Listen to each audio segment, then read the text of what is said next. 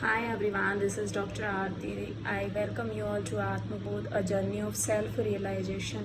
जब हम बात करते हैं सेल्फ रियलाइजेशन तो वहाँ पे हमें अपना सेल्फ की इनर जर्नी को, इनर सेल्फ स्टीम को, हमारी इनर वर्ल्ड को समझने की ज़रूरत है।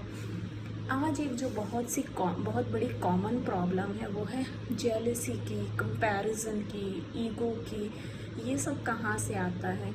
ये सब कहीं ना कहीं हमारे जो बचपन के डीप रूटेड बिलीफ सिस्टम है वहाँ से आता है।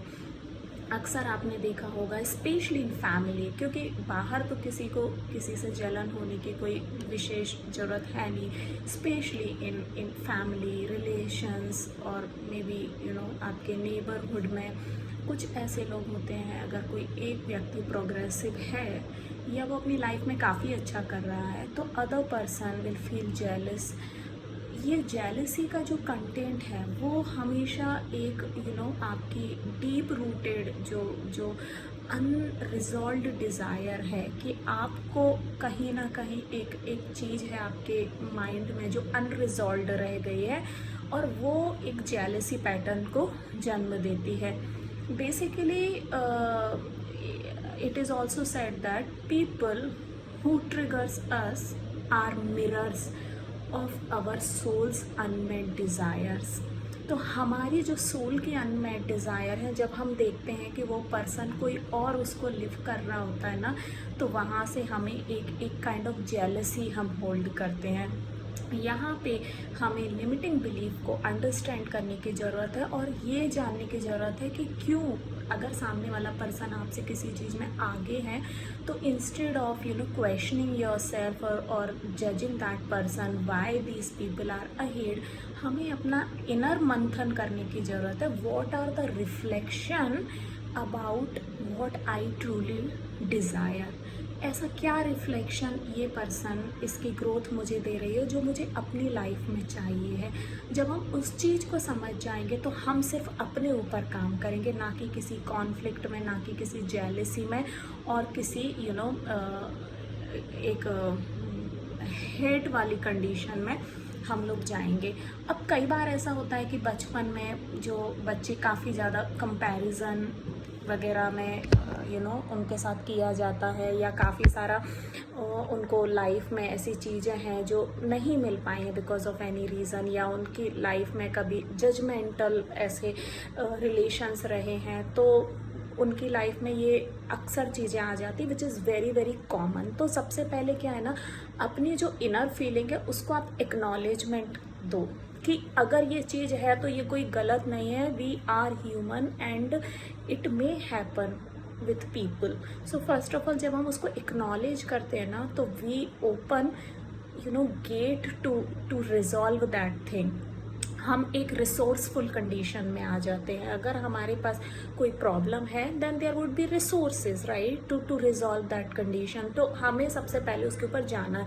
नाउ अभी हमें ये समझने की ज़रूरत है पैटर्न कि ये जो प्रॉब्लम है ये हमारे पास अभी की है, 10 साल पुरानी है या बचपन से है।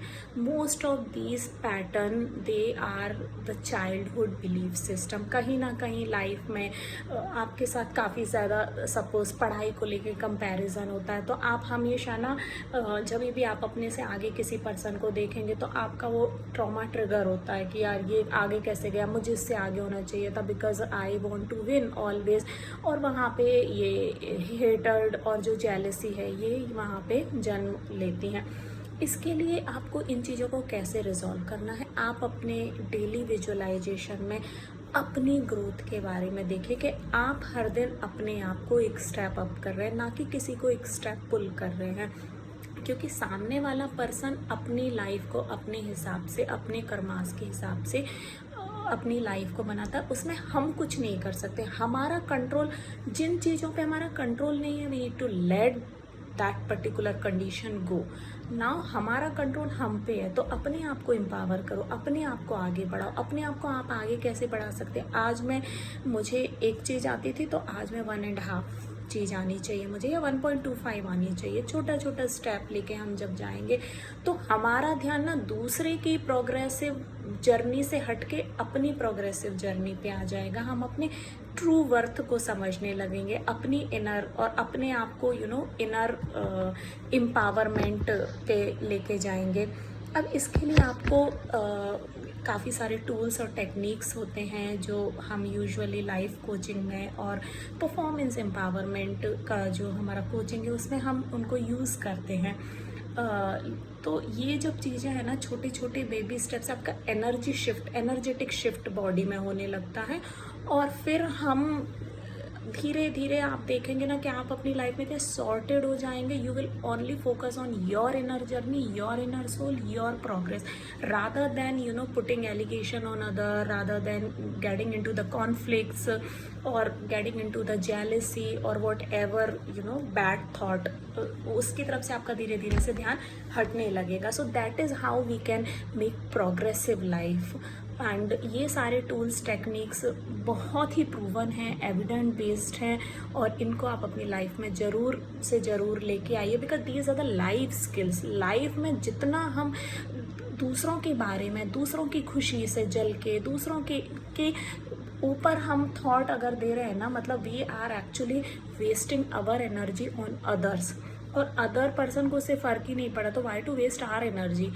Why don't we accumulate that energy and use on yourself? So that is how we can make a progressive life. Thank you so much.